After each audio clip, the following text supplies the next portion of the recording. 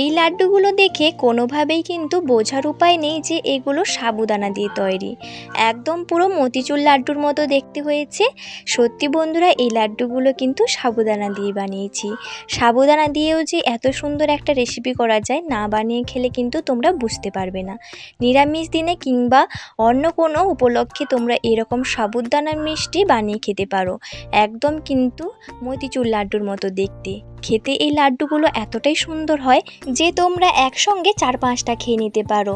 আর এই লাড্ডুগুলো কিন্তু সত্যি বানাতেও খুব কম সময় লাগে আর খেতেও দুর্দান্ত হয়।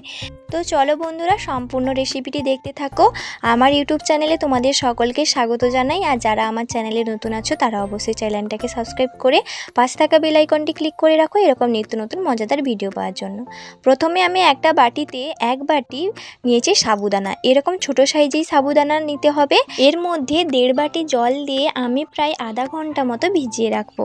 মিনিমাম 20 মিনিট তো অবশ্যই ভিজিয়ে রাখতে হবে। আর এরকম ছোটো দানার সাবু নিলে কিন্তু মিষ্টির পক্ষে ভালো হয়। আর আমি নর্মালি কিন্তু ঠান্ডা জল দিয়েই সাবুটা ভিজিয়ে রেখেছিলাম। আর সাবুটা আমি 300 গ্রাম মতো নিয়েছি। আর সাবুটা দেখো বন্ধুরা, পুরো 20 থেকে 25 মিনিট পর জলটা ভালোভাবেই টেনে নিয়েছে আর একদম ঝরঝরে হয়ে গেছে। একটা কথা ভালোভাবে মনে রাখবে বন্ধুরা, যে বাটি মেপে তোমরা সাবুদানা নেবে বা যে পাত্র মেপে তোমরা সাবুদানাটা নেবে, তার সেই বাটির বা সেই কাপের পরিমাণে 1.5 কাপ বা 1.5 বাটি জল এখানে দিতে হবে। আমি 1 বাটি সাবুদানার জন্য 1.5 বাটি জল দিয়েছিলাম, তাই সাবুদানাগুলো একদম ঝরঝরে হয়ে গেছে আর জলটাও ভালোভাবে টেনে নিয়েছে, একটুও জল বেশি নেই। আর অবশ্যই সাবুদানাগুলো এরকম ঝরঝরেই প্রয়োজন, আর যেন একদম ভালোভাবে নরমও না হয়, একটু শক্ত থাকে। এরপর আমি কড়াইয়ের মধ্যে 1.5 চামচ থেকে 2 চামচ মতো ঘি দিয়েছি। অবশ্যই মিষ্টিটা বানানোর সময় তোমরা কিন্তু ঘিটা ব্যবহার করবে। ঘি দিয়ে ঝরঝরে ভিজিয়ে রাখা সাবুদানাটা দিয়ে দিয়েছি। এরপর কিছুক্ষণ ভালোভাবে নেড়েচেড়ে ভেজে নেব, যতক্ষণ না সাবুটা এরকম দলা পাকিয়ে আসছে এবং সাবুগুলো একদম গলে যাচ্ছে। 5 মিনিট মতো এরকম ভালোভাবে নেড়েচেড়ে ভেজে নিয়েছি। এরপর সাবুদানাগুলো দেখো বন্ধুরা একদম চিটচিটে হয়ে গেছে, কড়াই থেকে কিন্তু ছেড়ে আসছে। এই পর্যায়ে আমি চিনিটা দিয়ে দেব। যেই বাটি মেপে আমি 1 বাটি সাবুদানা নিয়েছিলাম, সেই বাটির হাফ বাটি চিনি দিয়েছি। চিনির পরিমাণটা তোমরা কম বেশিও করে নিতে পারো। আমি সেই বাটির হাফ বাটি চিনি দিয়েছি। এরপর সাবুদানার সঙ্গে ভালোভাবে মিশিয়ে নেব। চিনিটা দেওয়ার ফলে চিনিটা যেহেতু গলে যাচ্ছে, সাবুদানাটাও কিন্তু একদম গলে গেছে। এখন কিন্তু আমার নাড়াচাড়া করতেও সুবিধা হচ্ছে। কিছুক্ষণ আবারও নাড়াচাড়া করে নেব 2 থেকে 3 মিনিট মতো। এরপর এর মধ্যে দিয়ে দেব কালারের জন্য একটু অরেঞ্জ কালারের ফুড কালার। এটা পুরোটাই অপশনাল, তোমরা খেতে চাইলে দিতে পারো, নাও দিতে পারো। এটা মতিচুর লাড্ডুর মতো দেখার জন্য আমি এখানে অরেঞ্জ কালারটাই ব্যবহার করেছি, যাতে লাড্ডুগুলো দেখতে সুন্দর লাগে। এটা তোমরা নাও দিতে পারো।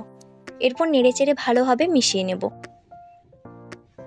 সাবুদানার সঙ্গে কালারটা ভালোভাবে মিশে গেলে নামানোর আগে এর মধ্যে দিয়ে দিলাম কয়েকটা কাজু বাদাম কুচি। কাজু বাদাম 4-5টা মতো আমি একদম কুচি করে কেটে নিয়েছি। ভালো একটা ফ্লেভারের জন্য এলাচের যে বীজটা থাকে সেটা থেতো করে দিয়ে দিয়েছি। কয়েকটা চারমগজ দিয়ে দিয়েছি। ভালোভাবে নেড়েচেড়ে একটু মিশিয়ে নেব। তোমরা চাইলে এগুলো স্কিপও করতে পারো কিংবা কাজু বাদামের বদলে অন্য কোনো ড্রাই ফ্রুটও দিতে পারো। আর চারমগজটা অবশ্যই দেওয়ার চেষ্টা করবে, যেহেতু মতিচুর লাড্ডুতে চারমগজ দিলে খেতে ভালো লাগে, এটাও কিন্তু চারমগজ দিলে খেতে ভালো লাগে। এরপর যখনই দেখবো এরকম সাবুদানাগুলো একদম দলা পাকিয়ে আসছে, সেই মুহূর্তে বুঝতে হবে যে মিষ্টিটা একদম পারফেক্ট হয়ে গেছে। এটা নামিয়ে কিছুক্ষণের জন্য ঠান্ডা করে নেব, 1 থেকে 1.5 মিনিট মতো। বেশি ঠান্ডা করার কোনো প্রয়োজন নেই। এরপর এইদিকে আমি একটা বাটিতে জল নিয়েছি, হাতে অল্প জল হাত করে নেব। এরপর আমি এক একটা করে লাড্ডু বাকিয়ে নেব। অবশ্যই অল্প জল হাত করার চেষ্টা করবে, দিলে কিন্তু লাড্ডুগুলো ভালো হবে, না হলে হাতে চিটিয়ে থাকবে, তখন লাড্ডুগুলো আর ভালো হবে না। এরপর লাড্ডুর আকারে শেপ দিয়ে ভালোভাবে লাড্ডুগুলো আমি বানিয়ে নেব। দেখো বন্ধুরা, কত সহজে একটা লাড্ডু বানানো হয়ে গেল। বেশি কিন্তু সময়ও লাগেনি লাড্ডুটা পাকাতে। এরকম একইভাবে একটু জল হাত করে আবারও একটা লাড্ডু আমি বানিয়ে নেব। এটা অবশ্যই একটু গরম অবস্থায় লাড্ডুগুলো পাকাতে হবে, একদম ঠান্ডা করলে কিন্তু লাড্ডুগুলো তখন আর ভালো হবে না। একইভাবে আমি সবগুলো লাড্ডু একে একে বানিয়ে নেব। দেখতেই পাচ্ছ বন্ধুরা লাড্ডু বানানো কতটা সহজ। কয়েক মিনিটের মধ্যে কিন্তু আমার লাড্ডুটা বানানো হয়ে গেল। আর তোমরা অবশ্যই নিরামিষ দিনেও এটা বানিয়ে খেতে পারো, কিংবা ঠাকুরের কাছে ভোগের জন্যও তোমরা দিতে পারো। আর এই সম্পূর্ণ আমার সাবুদানার লাড্ডু রেসিপিটি কেমন লেগেছে কমেন্টে জানাবে। একদম দেখতে কিন্তু মতিচুর লাড্ডুর মতো লাগছে, খেতেও সত্যি বন্ধুরা দারুণ হয়েছিল। একবার হলেও কিন্তু বাড়িতে বানিয়ে খেও।